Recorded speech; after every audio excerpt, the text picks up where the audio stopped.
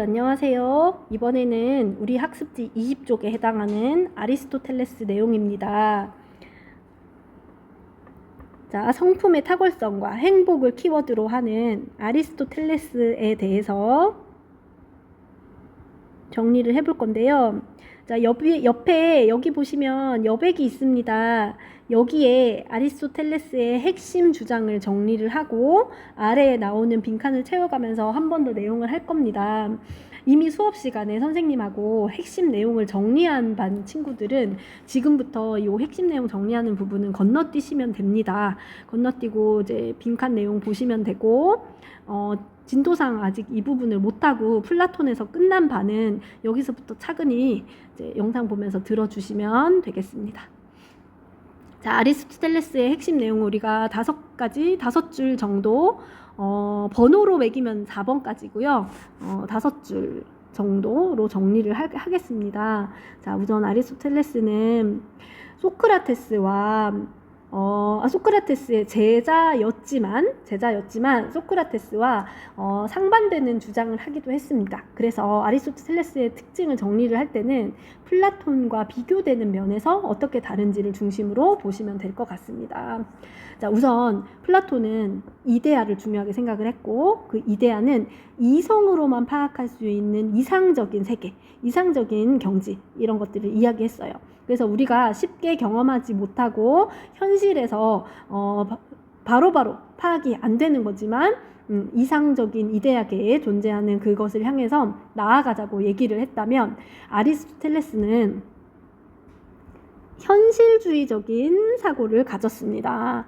그래서 진리는 이데아라는 이상세계에 따로 있는 것이 아니라 우리가 몸담고 있는 현실에서 파악할 수 있다라는 겁니다.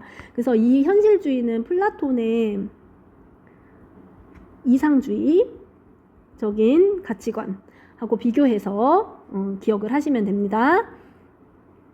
그리고 여기서 플라톤의 이상주의라고 하는 것은 플라톤이 얘기한 이데아 개념하고 밀접한 관련이 있다는 거 한 번 더 확인하시고요. 두 번째,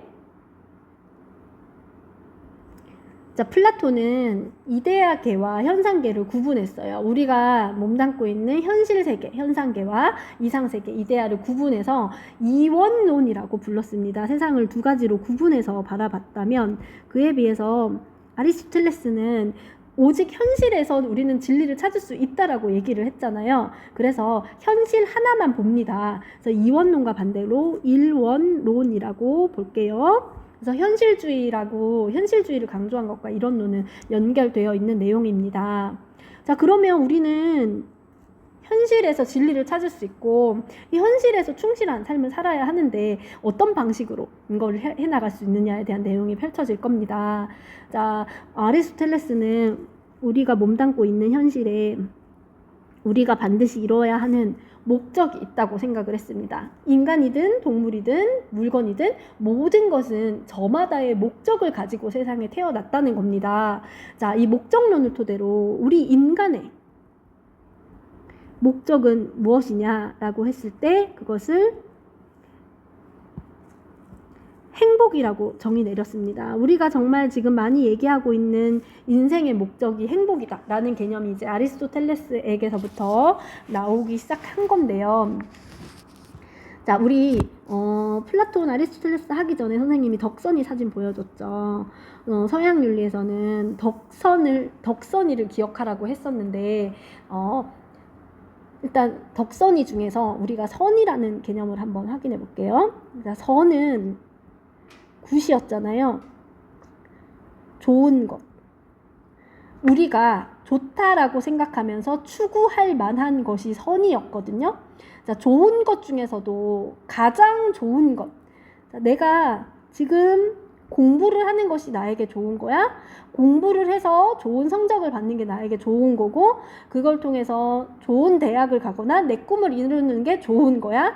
그걸 통해서 나는 그 다음에 내 미래를 행복하게 설계하고 싶어. 그래서 나는 죽을 때까지 행복을 향해 나아갈 거야 라고 생각을 하면서 우리가 눈앞에 있는 좋다고 생각하는 것, 해야 하는 것을 추구해 나가고 있잖아요.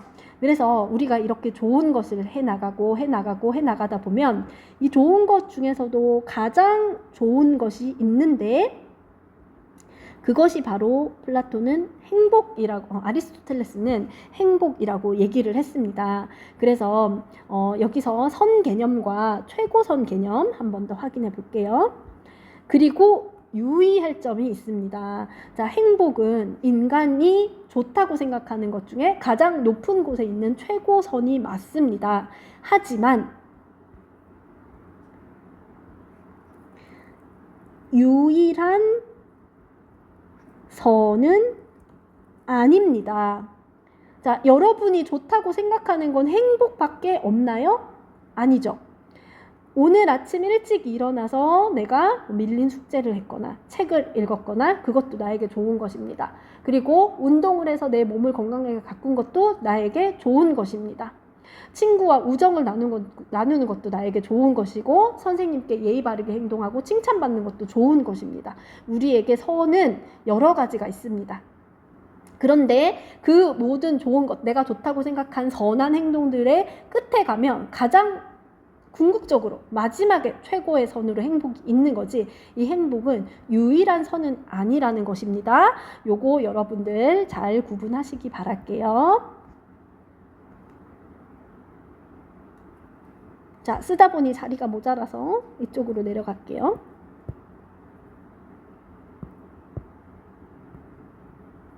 자, 아리스토텔레스의 네 번째입니다. 자, 그러면 우리는 덕선이 기억한다고 했잖아요. 덕선이 중에서 선에 대해서 얘기를 했어요. 그래서 이번에는 덕에 대해서 얘기를 할게요. 스승님들과 마찬가지로 아리스토텔레스 역시 우리는 덕이 있는 삶을 살아야 한다고 했습니다.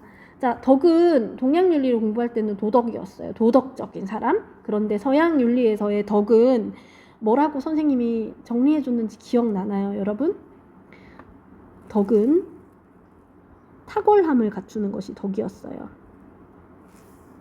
자, 아리스토텔레스는 인간만이 유일하게 가지고 있는 탁월함은 이성을 갖고 있는 겁니다. 그래서 자, 이 이성을 어떻게 발휘하고 사용하느냐에 관해서 덕과 관련해서 두 가지로 나눠서 얘기를 할 거고, 아리스토텔레스는 덕이 두 가지로 구분된다고 했어요. 그 중에 하나는 지성적 덕이고요. 또 한 가지는 품성적 덕입니다. 자, 조금 전에 인간으로서의 탁월함은 이성이라고 했잖아요. 그 이성을 발휘하는 것, 지성적 덕과 관련이 있습니다.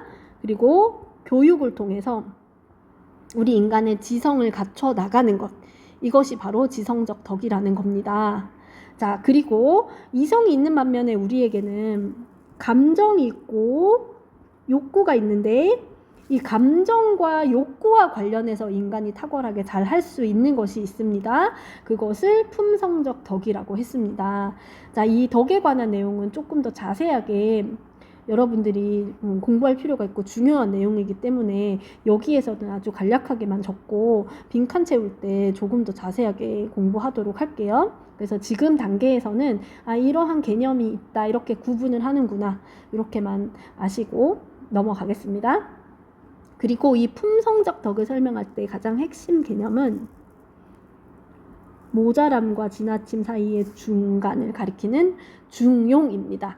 자, 중용이라는 것은 인간이 지녀야 하는 가장 필수적인 덕 중에 하나인데, 이 중용은 지성적 덕과 품성적으로 나뉜다면 품성적 덕에 해당하는 것이고, 중용의 일반적인 뜻, 자, 적절함입니다. 지나치지도 모자라지도 않는 적절함인데, 이 적절함은 언제 어느 경우에나 0과 100 사이에 50, 딱 숫자로 나눌 수 있는 게 아닙니다.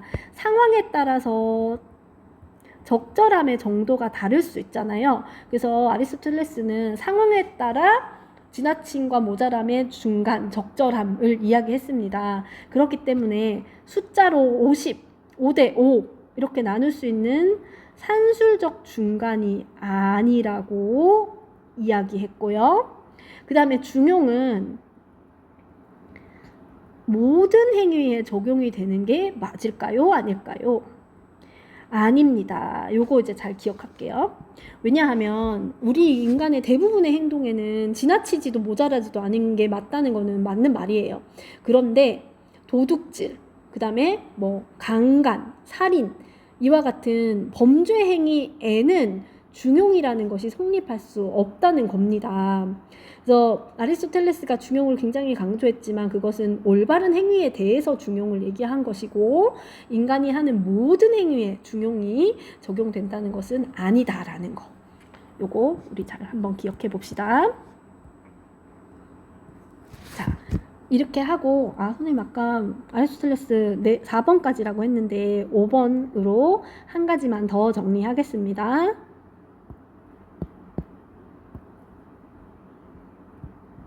자, 이렇게 아리스토텔레스가 선에 대해서 얘기했고 최고선은 행복이고 그걸 위해서 우리는 덕이 있는 삶을 살아야 하며 덕은 지성적 덕과 품성적 덕으로 나뉘고 이 품성적 덕을 대표하는 것이 중용이다 까지 얘기를 하고 그리고 또 아리스토텔레스가 강조한 것은 아리스토텔레스는 우리 인간은 정치적 동물입니다. 정치적 공동체 속에서 국가를 이루고 살아가야 인간답게 행복하게 살아갈 수 있다라는 겁니다.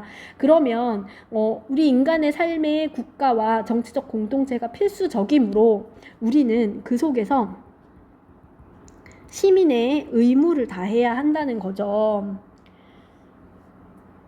그래서 인간은 정치적 동물이다 이러한 말을 남겼습니다. 이런 내용을 아리스토텔레스가 언급을 했다는 점. 그래서 아리스토텔레스는 정치에도 관심이 많았고 실제로 정치학이라는 저서를 쓰기도 했다는 점. 이렇게 정리하겠습니다.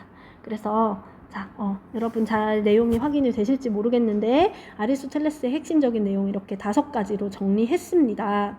자, 이 내용 반복되고 조금 더 구체적으로 추가된 내용 이제 빈칸 채워가면서 볼게요. 자, 아리스토텔레스는 앞서 우리가 배운 소크라테스 그리고 플라톤의 계보를 잇는 사상가입니다. 그렇기 때문에 스승인 플라톤과의 공통점 이성을 강조했다는 겁니다. 자, 여기는 플라톤이라고 쓰여 있지만 아리스토텔레스도 마찬가지입니다. 자, 이성을 강조했고 우리는 덕이 있는 삶을 살 때 행복한 삶을 살 수 있다고 얘기했습니다. 지덕복 합일설 기억나죠? 소크라테스 정리했을 때. 자, 하지만 플라톤은 이데아 이상세계였어요. 이데아 개, 이데아 같은 거예요. 이상세계를 중요하게 생각을 했고 그 이상세계 중에서도 이데아 중에서도 최고의 모든 것의 가장 완전한 상태 선의 이데아라고 이야기를 했었습니다. 자, 이데아가 중요하기 때문에 이상적인 세계에 우리가 추구할 만한 것이 있고 그래서 이상주의적인 사고방식을 가졌다면 아리스토텔레스는 현실이 더 중요하다고 이야기했습니다. 자, 우리에게 선이라는 것은 존재하는데 좋은 것, 우리가 추구할 만한 좋은 것은 존재하는데 보이지 않고 이성으로만 파악할 수 있는 이데아의 세계에 있는 것이 아니라 우리가 몸담고 있는 현실에 존재한다는 거였습니다. 그래서 위에서 적을 때 플라톤을 이원론이라고 했다면 현실만 바라보면 된다라고 했던 아리스토텔레스는 이원론 이렇게 구분할 수도 있습니다. 자, 여기에 토대를 두고 아리스토텔레스는 덕선의의 덕과 선 그리고 목적, 행복, 중용 이와 같은 개념이 키워드였어요. 요 키워드를 연결해서 이야기를 한다면 아리스토텔레스의 이 주장이 되겠습니다. 자, 아리스토텔레스는 목적론에서 시작해 볼게요. 자, 모든 사물과 인간의 행위는 저마다 추구하는 목적이 있습니다. 그 어느 것도 그냥 존재하는 게 없다는 겁니다. 나라는 사람도 그 다음에 우리가 쓰는 어떤 물건도 다 저마다의 목적을 가지고 이 세상에 왔다는 겁니다. 자, 그 중에 우리 인간이라는 존재의 목적은 선을 실현하는 겁니다. 자, 여기서의 선은 착한 게 아니고 좋음으로 이제 서양윤리에서는 우리가 이해해야 한다고 했어요. 자, 우리 인간은 저마다의 좋음을 향해서 살아갑니다. 자, 내가 좋다고 생각하는 어떤 행위, 그 다음 단계에서의 좋은 행위, 이 모든 목적, 선을 계속해서 향해 나아가다 보면 더 이상 올라갈 수 없는 가장 높은 단계의 목적에 도달하게 됩니다. 자, 이 목적은 선 중에서도 가장 최고 높은 목적이니까 최고선이라고 할게요. 자, 우리가 좋다고 생각하는 행동을 하는 이유가 뭐였지? 왜 그게 좋다고 생각하는 거지? 우리가 왜 그걸 추구해야 되지? 타고 끝까지 따라 올라가다 보면 가장 마지막에는 행복이 있다고 했습니다. 그래서 최고선은, 인간이 추구하는 선 중에 최고의 선은 행복이다라는 결론이 나오게 되는 겁니다. 자, 그리고 한 번 더 강조해 본다면, 위에서도 적었는데, 자, 이 행복은 최고선이잖아요. 유일한 선이라고 하면 될까요? 안 될까요? 안 된다고 했었죠. 위에서 한 번 더 강조했었고 지금도 강조해 보았습니다. 자, 행복은 우리 인간의 최고선, 가장 최종적인 목적입니다. 이 목적을 다 이루기 위해서 우리는 어떻게 해야 되는지를 이제부터 보겠습니다. 자, 행복은 인간 영혼의 탁월성에 따르는 활동입니다. 자, 탁월함을 가리키는 철학 용어 덕이었어요. 덕선이의 덕. 자, 내가 가장 잘할 수 있는 걸 하는 것이, 우리 인간으로서 가장 잘할 수 있는 것을 하는 것이 덕이 있는 행동이라는 겁니다. 자, 인간으로서 가장 잘할 수 있는 것, 인간 고유의 기능은 이성의 능력을 탁월하게 발휘하는 거였습니다. 인간만이 이성을 가지고 있기 때문에 이성의 능력을 탁월하게 발휘한다면 인간은 덕을 지닌 거다고 볼 수 있다는 거죠. 자, 이렇게 해서 아리스토텔레스가 인간의 이성을 강조했고, 자, 인간의 영혼은 이 아리스토텔레스가 강조한 이성적인 부분, 인간의 영혼에서 순수하게 이성적인 부분이 있고, 그 다음에 이성의 영향을 받을 수 있는 부분도 있고, 그리고 이성과 관련이 없는 부분도 있을 수 있다는 겁니다. 단순히 생각을 하지 않고 뭐 생식적인 행위 아니면은 생명 연장을 위한 이런 그 행위, 이런 것들은 이성과 관련이 없는 부분에 해당이 되는 거고요. 우리가 이제 이 시간에 다룰 부분은 순수하게 이성적인 부분과 이성의 영향을 받을 수 있는 부분에 대해서 다루겠습니다. 자, 그 중에서 순수하게 이성적인 부분과 관련된 덕을 지성적 덕이라고 했습니다. 그러니까 우리가 순수하게 이성적인 부분의 능력을 탁월하게 발휘해서 갖출 수 있는 것은 지성적 덕이라는 겁니다. 그리고 이성의 영향을 받을 수 있는 부분을 탁월하게 잘 발휘해서 갖추는 덕, 그것은 품성적 덕이라고 할게요. 자, 그 중에서 지성적 덕은 순수하게 이성적인 부분이라고 했으니까 직접적으로 이성과 관련된 부분이고, 자, 품성적 덕은 이성의 영향을 받을 수 있는 감정과 욕구와 관련된 부분이라고 생각을 해서 나눠보면 되겠습니다. 자, 이 지성적 덕 중에는 주로 이제 지혜로 끝나고 있고, 여기도 지혜로 끝나는데, 철학적 지혜, 그리고 실천적 지혜, 이와 같은 것들이 지성적 덕에 해당이 된다는 겁니다.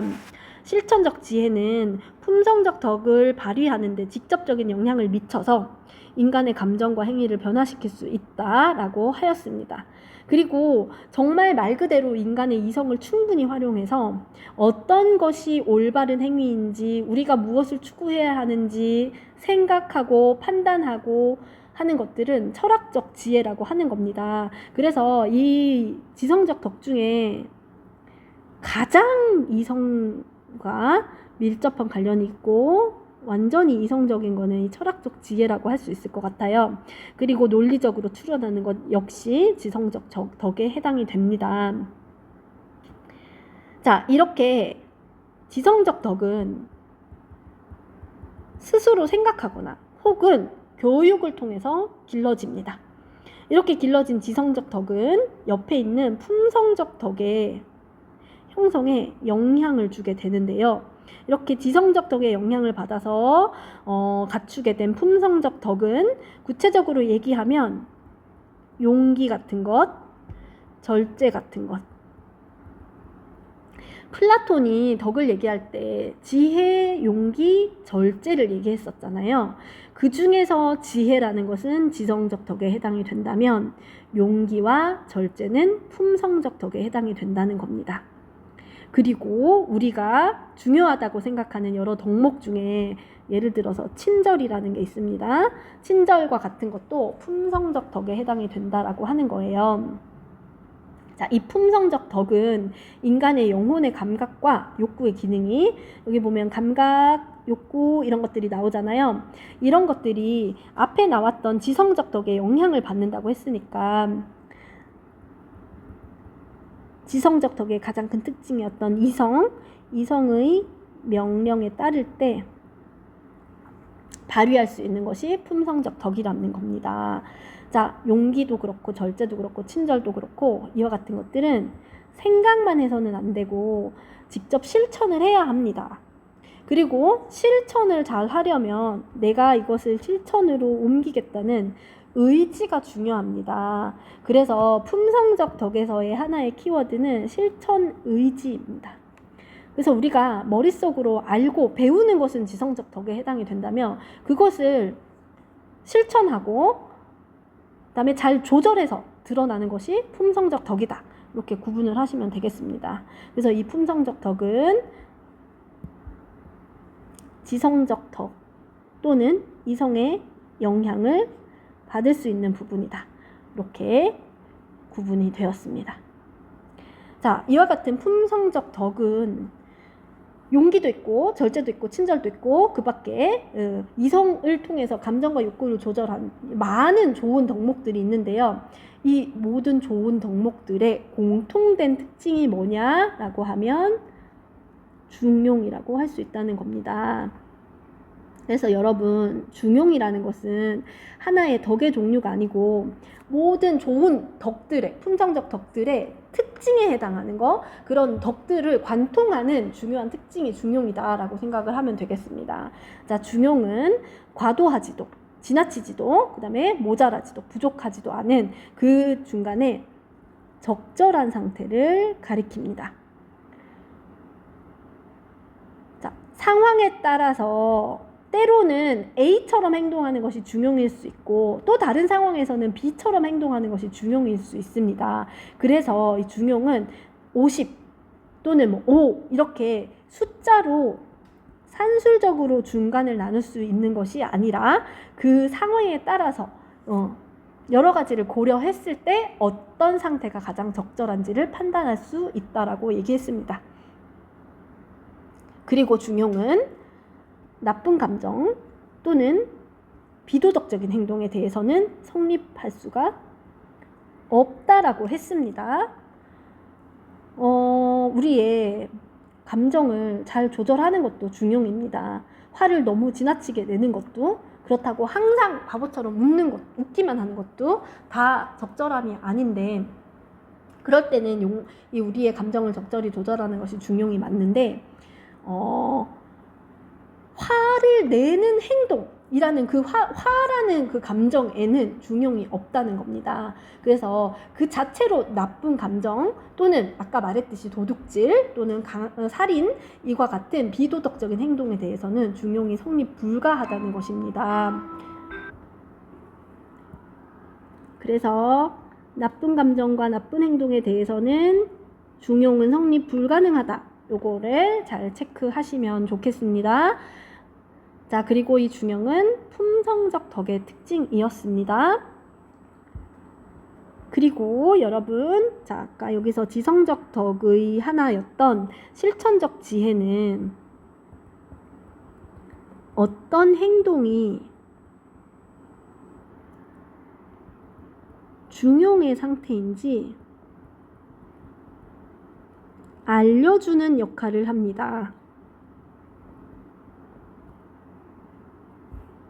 그래서 알려주는 역할을 하는 것이 실천적 지혜다라는 거, 이것도 한번 체크하시면 좋을 것 같습니다. 자, 그리고 여기 나오는 실천적 지혜와 철학적 지혜와 논리적 추론의 이제 지성적 덕 중에서 가장 근본적으로 상위에 있는 거 철학적 지혜라고 하면 돼요. 여기 설명에는 없지만, 그래서 아리스토텔레스는 행복이라고 하면 인간이 좋다고 생각하는 것 중에 가장 궁극적인 것, 최고선이었는데 조금 더 구체적으로 행복을 설명한다면 철학적 지혜에 따르는 것이 최고의 행복이다. 이렇게 얘기했습니다. 그래서 실천적 지혜에 따라서 또는 품성적 지혜에 따라서 따르는 것이 최고의 행복이 아니고 철학적 지혜에 따르는 것이 최고의 행복이다. 이것도 따로 정리 한 번 더 확인하시면 좋겠습니다.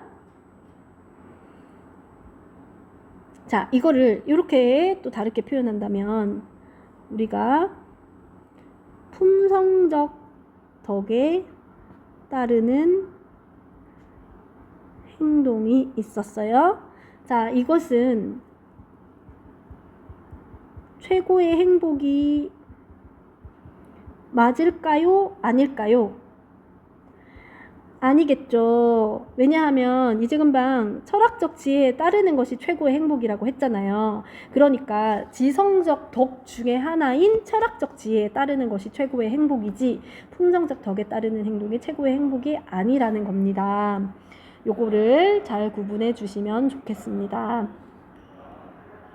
자, 이렇게 해서 아리스토텔레스의 주요 개념들을 다 봤고, 마지막으로 아리스토텔레스는 우리 인간의 행복은, 지금까지도 이제 행복에 대해서 얘기했는데, 나 혼자만 잘 살아간다고 해서 이 덕이 형성이 되거나 실현할 수 있는 게 아니라 정치 공동체 속에서 살아갈 때 덕을 실현할 수 있고 우리 행복도 이루어질 수 있다는 겁니다. 왜냐하면 우리 인간이라는 존재 자체는 혼자서 살아갈 수 없는 사회적 동물 또는 정치적 동물 또는 정치적 인간이기 때문입니다.